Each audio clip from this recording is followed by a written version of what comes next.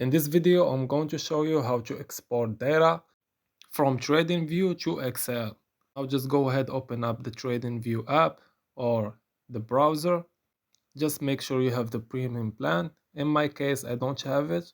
So go ahead, click on this arrow, then click on import list. As you can see, you need the premium plan to export data from TradingView and open it in Excel. Now, as you can see, how can you export chart data?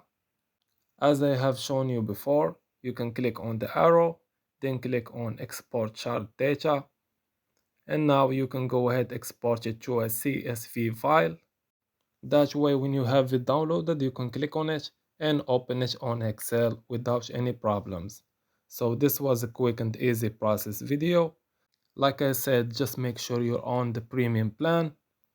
And as always, thank you for watching.